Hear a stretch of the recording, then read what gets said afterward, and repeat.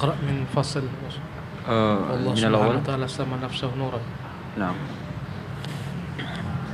بسم الله، الحمد لله والصلاة والسلام على رسول الله وعلى آله وأصحابه ومن والاه. قال المصنف رحمه الله تعالى في كتابه اجتماع الجيوش الإسلامية على حرب المعطلة والجهمية.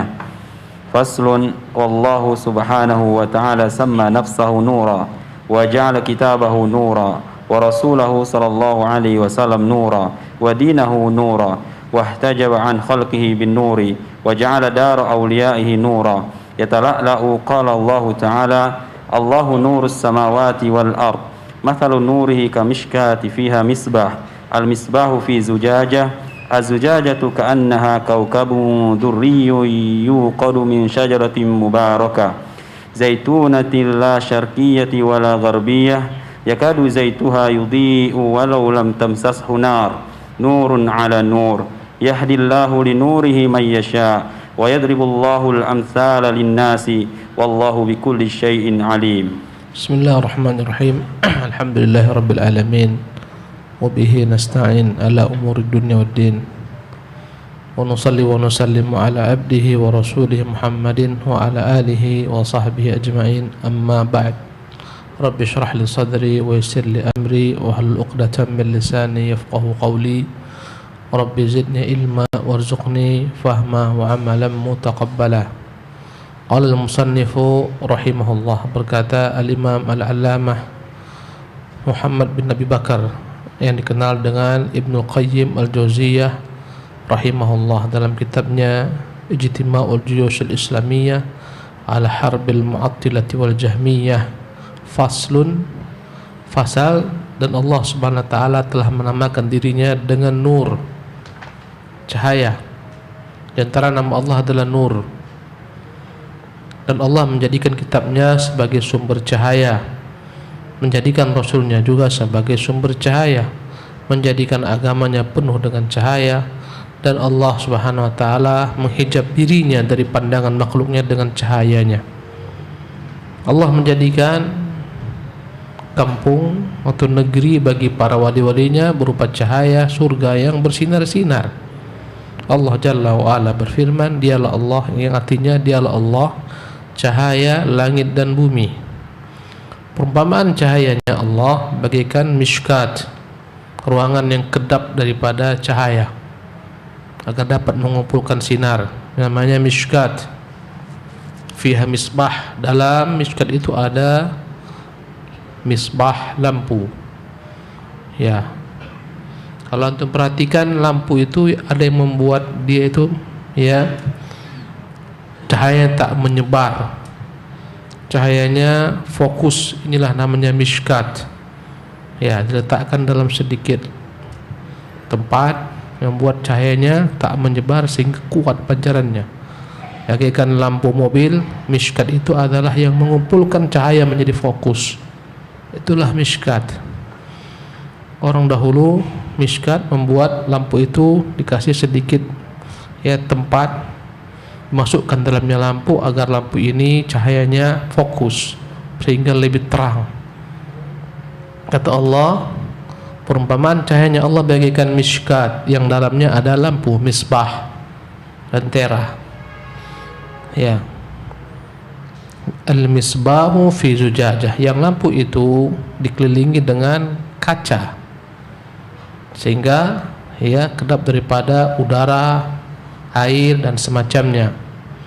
Az-zujajatu ka'annaha kaukabun durriyun, yang mana kacanya itu terang benderang bagaikan bintang-bintang di langit. Yuqadu min syajaratin mubarakah, yang mana lampu ini bahan bakarnya diambilkan daripada ya, minyak yang penuh berkah, daripada pohon yang penuh berkah, yaitu pohon zaitun. Zaitunatin, dari pohon zaitun ini dibuat minyak. Minyaknya inilah yang dibuat sebagai bahan bakar lampu tersebut. Yang mana pohon zaitun ini yang menjadi sumber minyak tumbuh la syarqiyah wala gharbiyah, bukan di tempat yang ada di timur, sehingga hanya mendapatkan cahaya ya dalam satu sisi matahari. Kalau dia tempatnya di timur, dia akan terkena ketika matahari di barat. Jika tempatnya di barat, akan terkena ketika matahari di timur. Tapi tempatnya di tengah, sehingga terkena matahari sepanjang hari, membuat dia subur. Ya, zaitun negeri Syam adalah zaitun yang paling berkah, yang paling baik, yang paling mahal, yang paling berkualitas karena tempat yang strategis. La syarqiyah wala gharbiyah, bukan di timur, bukan di barat, di tengah-tengah antara keduanya, sehingga matahari full menyinarinya.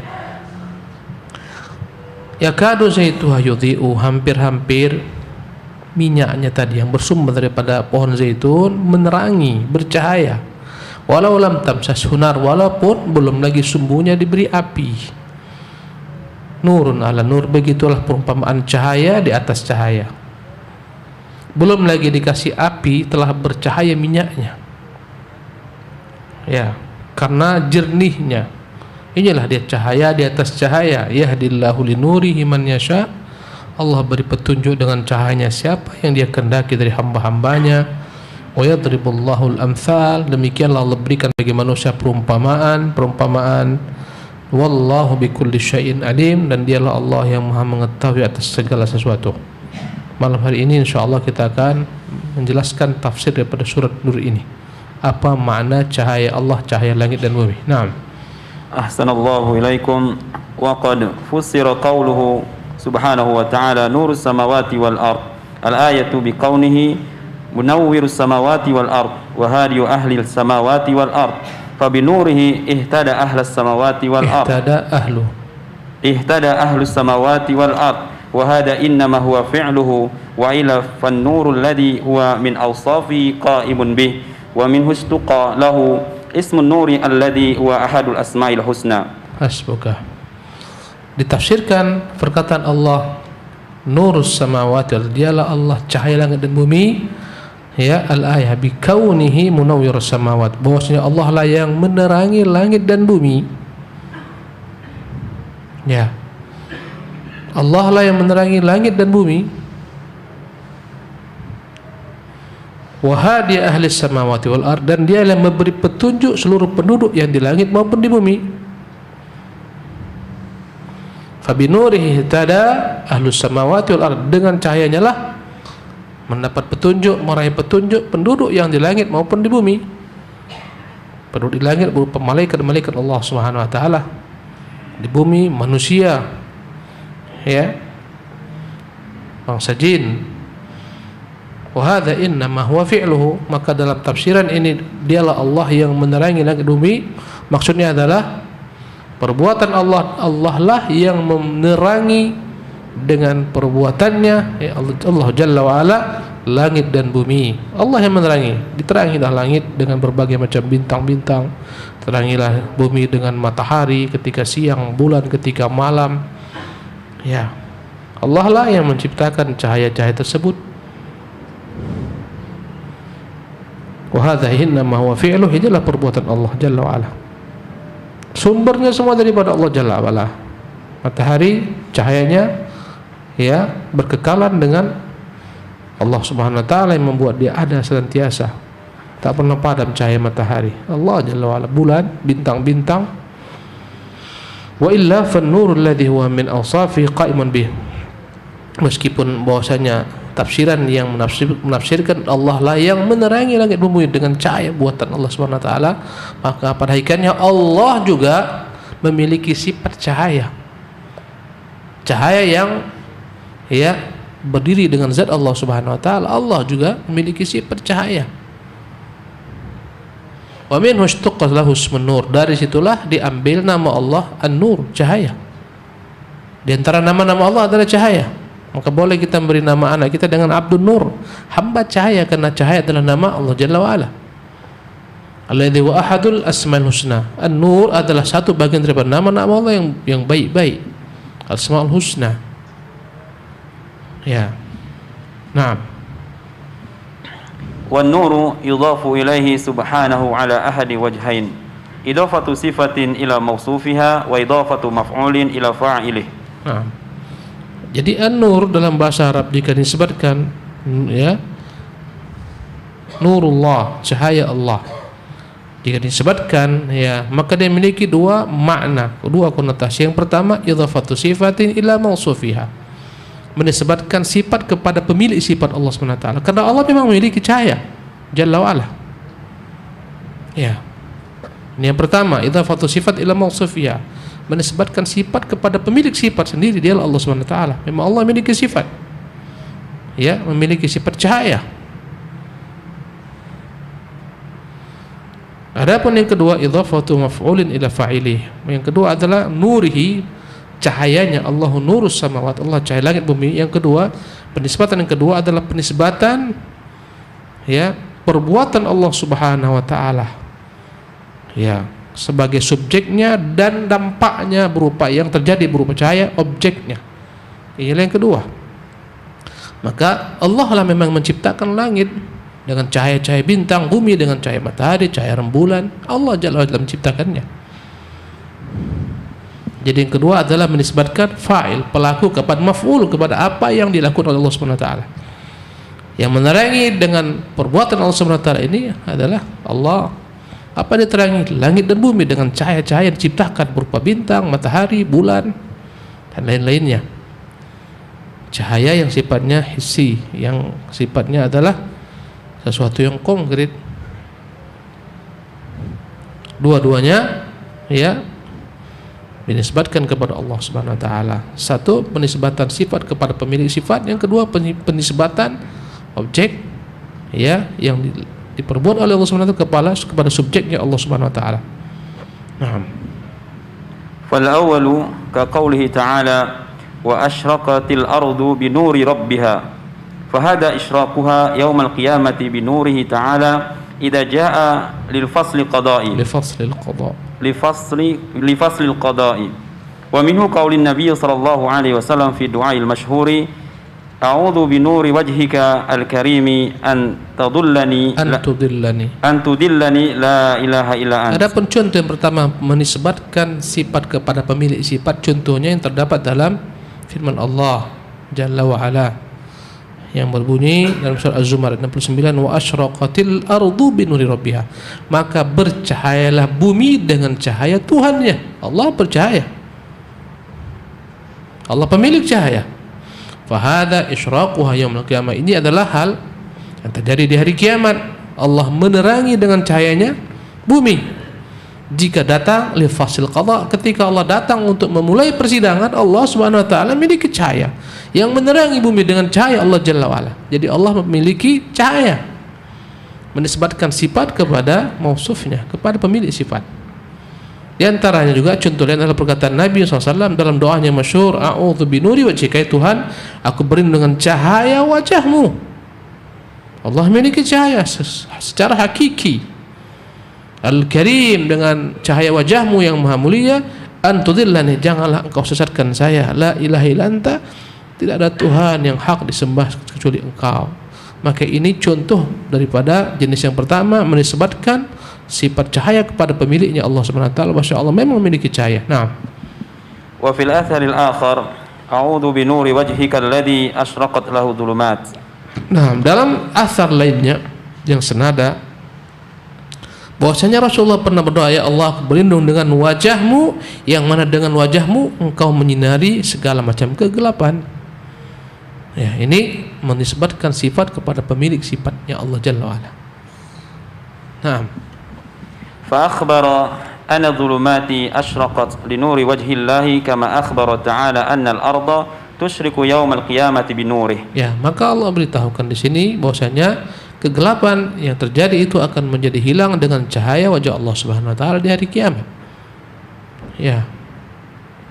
Sebagaimana kelak bumi akan Allah terangi pula dengan wajahnya di hari kiamat dengan cahaya wajahnya. Naam. Wa fi Mu'jam Tabrani wa Sunnati lahu kitab Utsman ad-Darimi wa ghairiha an Ibnu Mas'ud radhiyallahu anhu qala laisa 'inda rabbikum lailun wala naharun nurus samawati wal ardi min nuri wajhihi. Ya, dan dalam Mu'jam Al-Imam At-Tabrani, di dalam kitab Sunnah, ya, milik Imam Tabrani, dan kitab Utsman Ad-Darimi dan lain-lainnya, ada asar dari Ibnu Mas'ud radhiyallahu anhu, dia berkata tentang Allah, laisa inna rabbikum lailun wala nahar. Tuhanmu tak punya siang ataupun malam. Siang dan malam itu berlaku untuk kita, Allah tidak. Tak ada bagi Tuhanmu siang maupun malam, itu untuk kita saja. Ya, nurus samawati wal ard, cahaya yang terdapat di langit maupun di bumi, min nuri wajhi, dari cahaya wajahnya Allah Jalla wa Ala. Nah, wa hadha alladhi qalahu Ibnu Mas'ud radhiyallahu anhu aqrabu ila tafsir al-ayati min qawlin man fassaraha bi annahu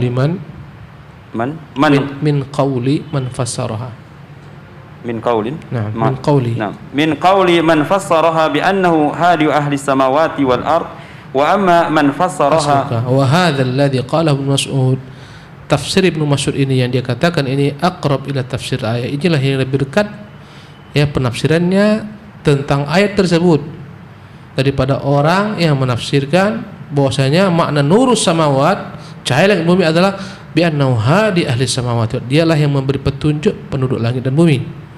Ya, Ibnu Mas'ud mengatakan memang langit bumi dengan cahaya wajah Allah Subhanahu wa taala. Naam. Wa amma man fassaraha bi annahu munawwirus samawati wal ardi fala tunafi bainahu wa baina qauli Ibnu Mas'udin wal haqqu annahu nurus samawati wal ardi bi hadhihi i'tibarati kulliha.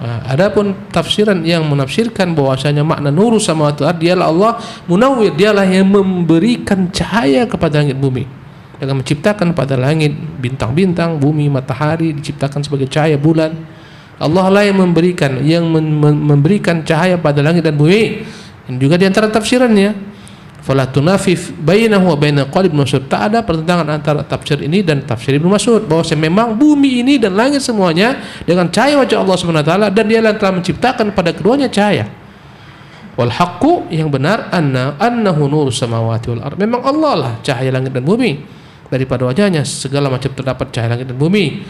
Kemudian ya, Allah juga yang memang menerangi langit bumi dengan ciptaan-ciptaannya, bintang dan matahari dan bulan. Bihadil i'tibarati kulliha, dengan segala macam makna di atas semuanya benar. Allah lah pemilik cahaya langit dan bumi, ya, dengan yang Dia terangi dengan wajahnya, dan Dia pula lah yang menciptakan cahaya untuk langit bumi, meneranginya dengan berbagai macam makhluk-makhluk yang dijadikan sebagai sumber cahaya seperti bintang, matahari, bulan. Nah, وفي صحيح مسلم وغيره من حديث أبي موسى الأشعري رضي الله عنه قال قام فينا رسول الله صلى الله عليه وسلم بخمس فقال إن الله لا ينام ولا ينبغي له أن ينام يخفض القسط يرفع إليه عمل الليل قبل النهار وعمل النهار قبل الليل حجابه النور لو كشفه لأحرقت سبحات وجهه من انتهى إليه بصره من خلقه. Nah, dan dalam Sahih Muslim dan lain-lainnya dari hadis Abu Musa al-Asy'ari radhiyallahu anhu, berkata Abu Musa, suatu saat Rasulullah SAW berpidato di hadapan kami menyebutkan 5 perkara. Rasulullah bersabda, sesungguhnya Allah la yanam, Allah tak pernah tidur. Wala yanbaghi lahu an yanam, Allah tak layak tidur. Kalau tidur, Allah Jalla wa Ala hancur binasa alam semesta. Kalau manusia tidur, tak tahu apa yang diperbuat padanya. Dimasukkan ke hidungnya bulu ayam, dia tak tahu apa-apa, tak bisa ya membela dirinya andai kata datang orang untuk membunuhnya dan semacamnya. Dan dia tak mampu melakukan aktivitas apapun kecuali tidur. Kerjaannya pun terlantar, ya, PR-nya pun terbengkalai. Itulah contohnya manusia. Kalau dia pegang air, ngantuk, airnya akan tumpah. Kalau Allah tidur, apa jadinya alam semesta? Langit, ya, apa jadinya langit? Bintang-bintang, apa jadinya? Matahari tak terbit karena Allah Subhanahu wa taala ya terlambat bangun, contohnya. Subhanahu wa taala, tak mungkin, mustahil. Allah tak layak tidur. La ta'khudhu sinatun wala naum. Allah tak pernah terkena kantuk. Jangankan tidur, kantuk pun tak pernah Allah Subhanahu wa taala terkena kantuk, tidak pula tertidur. Itulah Tuhan kita Allah Jalla wa Ala. Tak pernah tidur. Kullu yaumin huwa fi sya'an, dia terus memiliki berbagai macam ya perbuatan. La yanbaghi lahu an yanam yakhfidul qista wa yarfa'uhu. Dialah yang merendahkan Ya, ini timbangan dan mengangkatnya. Ya, dialah Allah Jalla wa'ala yang merendahkan dan meninggikan. Ya, meninggikan manusia, menghinakan manusia, merendahkan manusia. Ya, yang mengangkat orang-orang yang ingin diangkat, menjatuhkan orang yang ingin dijatuhkan. Tu'izzu man tasya' wa tudhillu man tasya'. Engkau muliakan siapa yang kau kehendaki, engkau hinakan siapa yang kau kehendaki. Tu'til mulka man tasya', engkau berikan kerajaan kepada siapa yang kau mau. Wa tanzi'ul mulka mimman tasya', engkau cabut kekuasaan kerajaan dari siapa yang kau mau. Yurfa'u ilaihi amalul lail qabla an-nahar, diangkat kepada Allah amalan-amalan siang yang diperbuat manusia sebelum datangnya malam. Setiap asar, seluruh amalan kita dari subuh sampai asar diangkat malaikat ke langit sebelum datangnya maghrib. Ya, membawanya malaikat-malaikat, dan ini menunjukkan Allah di atas, karena kepada Allah diangkat semua amalan manusia. Wa amalun nahari qabla al-lail, diangkat kepada Allah amalan siang sebelum datang malam. Ya, diangkat amalan malam sebelum datang siang.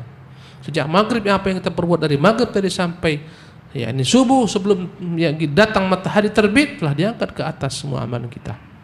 Sebelum datang siang telah diangkat semua amalan kita yang di malam hari. Tahajud kita, kalau tahajud, salat malam, baca Quran, zikir dan semacamnya, sedekah, menimba ilmu, semua diangkat sebelum datangnya matahari terbit. Dan sebelum datangnya siang. Nanti ketika siang hari diangkat kembali semua amalan kita sejak salat subuh hingga asar, sebelum datangnya malam, sebelum matahari tenggelam, diangkat kepada Allah, dihadapkan kepada Allah Subhanahu wa taala. Hijabuh nur, dan hijabnya Allah adalah cahaya. Allah itu dihijabi cahaya. Karena itulah Nabi SAW tak mampu melihat Allah Subhanahu wa taala karena dihijabi cahaya.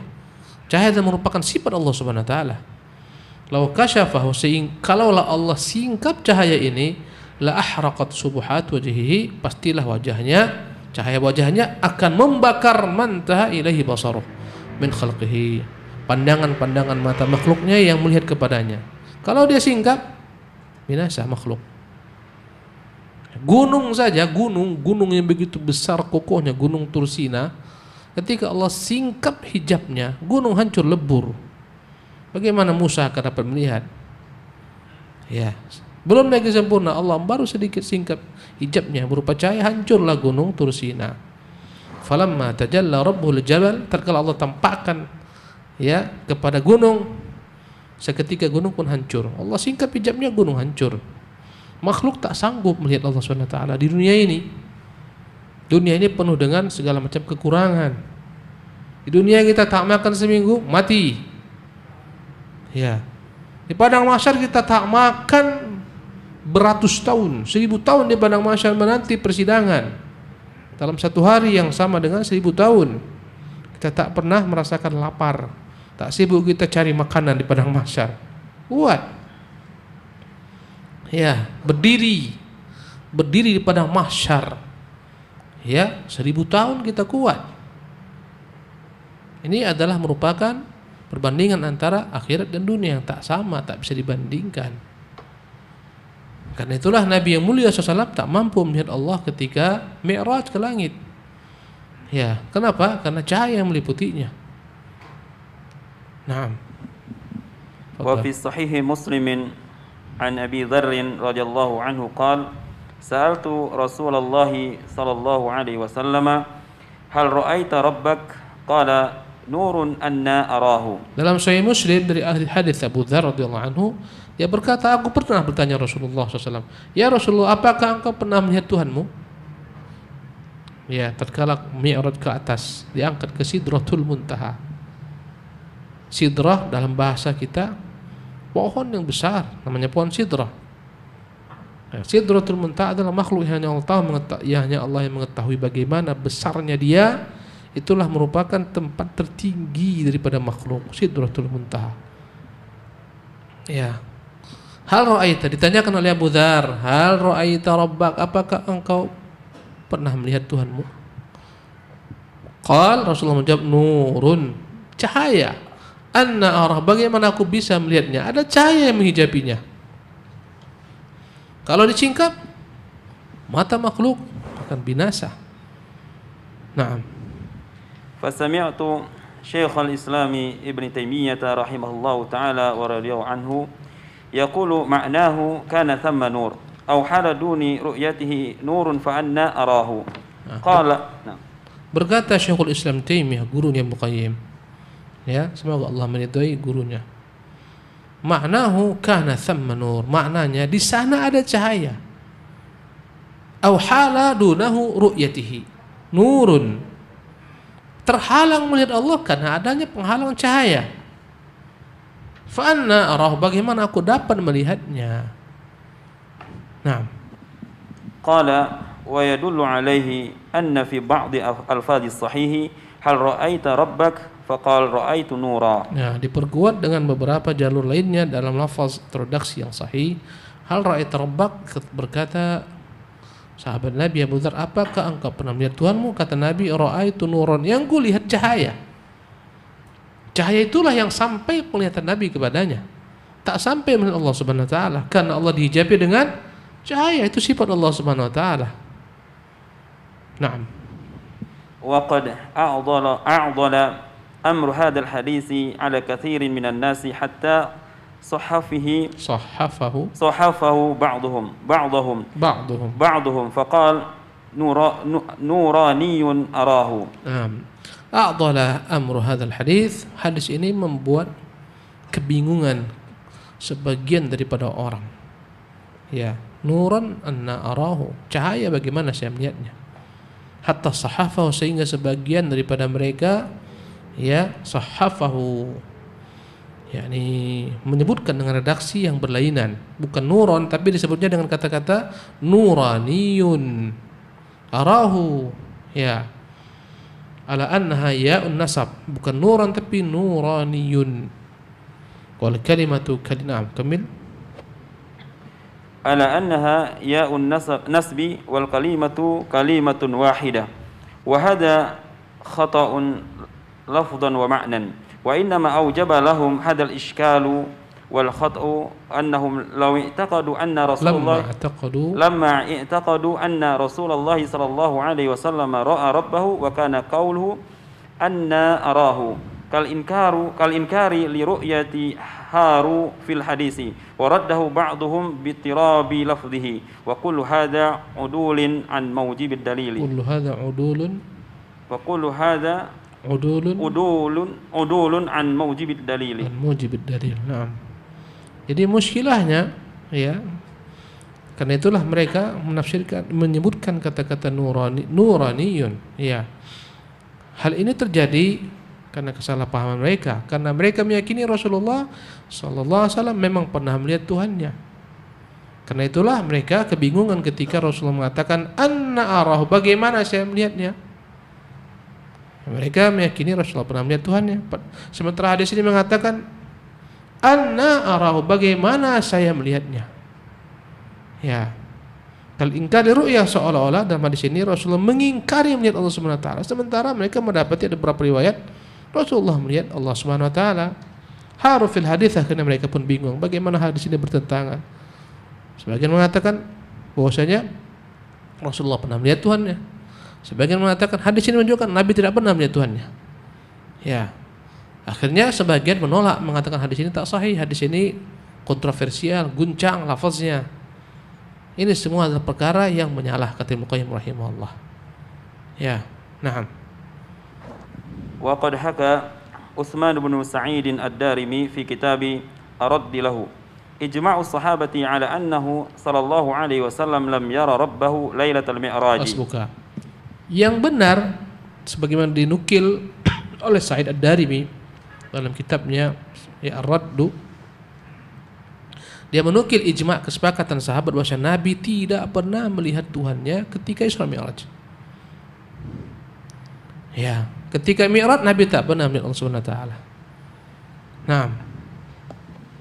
Wa ba'duhum istasna Ibnu Abbas min dalik. Sebagian mereka mengatakan kecuali Ibnu Abbas. Sahabat telah menukil ijma', mereka mengatakan Nabi tak pernah melihat Allah ketika peristiwa Mi'raj, kecuali Ibnu Abbas, kata sebagian mereka. Ibnu Abbas diriwayatkan mengatakan Rasulullah melihat Allah Subhanahu wa taala. Tetapi bagaimana yang benar?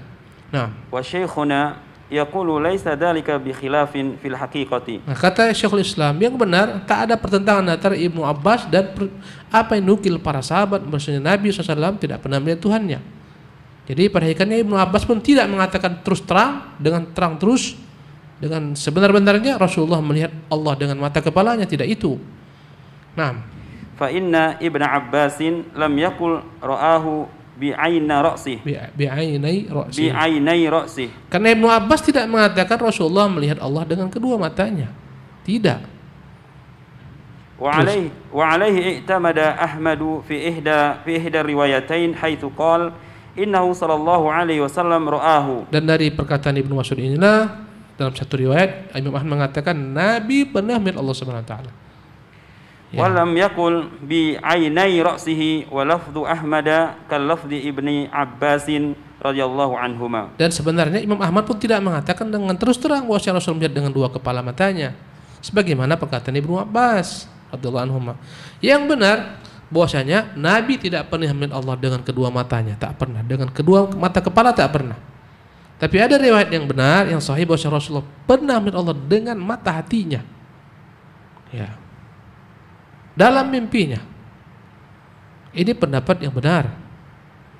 Ya, tentunya tak sama melihat dengan mata kepala dengan melihat dalam mimpi, berbeda. Inilah yang dikatakan oleh Ibnu Abbas. Dan inilah kalau Imam Ahmad bin Hanbal, bukan dengan dua mata kepalanya. Bahkan ada hadis daripada Ibnu Aisyah, barang siapa yang mengklaim Rasulullah pernah melihat Allah, sesungguhnya dia telah benar-benar iftara 'ala Allahil firya, berdusta atas nama Allah Subhanahu wa taala.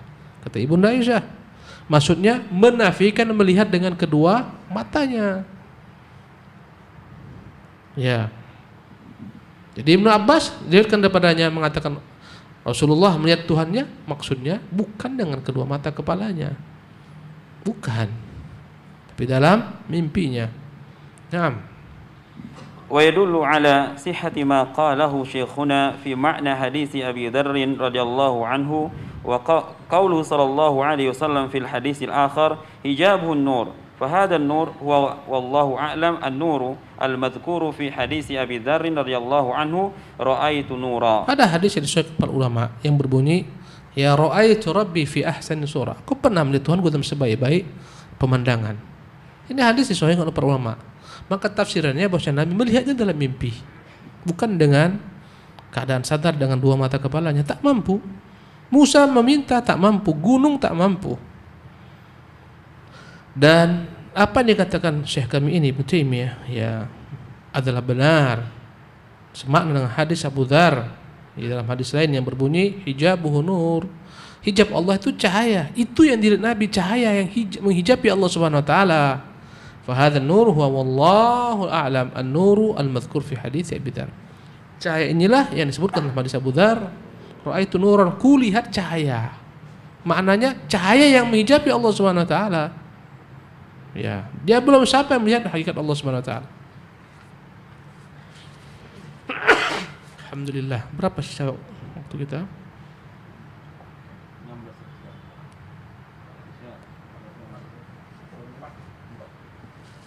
4 menit lagi. Ya. Kita padakan sampai di sini. Tafsir ini belum selesai. Nanti kita akan lanjutkan tentang tafsir apa makna miskat, apa makna misbah, apa makna lampu, apa makna minyak. Kita baru berhenti pada tafsiran Allahu nurus samawati wal ardh. Allah lah cahaya langit dan bumi. Ya, di antara tafsiran para ulama makna cahaya langit bumi dialah Allah yang menunjuki penduduk langit dan penduduk bumi. Di antara maknanya Allah Subhanahu wa taala dialah yang menerangi langit dan bumi. Ya. Di antara maknanya bahwasanya Allah meneranginya dengan cahaya sendiri, jalla wa ala, dengan cahaya wajahnya. InsyaAllah ta'ala tafsiran berikutnya kita akan lanjutkan di kesempatan akan datang. Dan inilah kedalaman ilmu para ulama terdahulu. Satu ayat saja membutuhkan banyak penjelasan, banyak keterangan, didukung oleh berbagai ya hadis-hadis. Ya. Maka benarlah Allah SWT pemilik cahaya. Dengan cahaya wajahnya Allah menerangi langit dan bumi. Benar pula Allah yang menciptakan cahaya bagi langit dan bumi. Benar pula Allah yang memberi petunjuk kepada penduduk langit dan bumi. Semuanya maknanya benar. Makna nurus samawati wal ardh. Wallahu taala alam wa sallallahu wasallam Muhammad.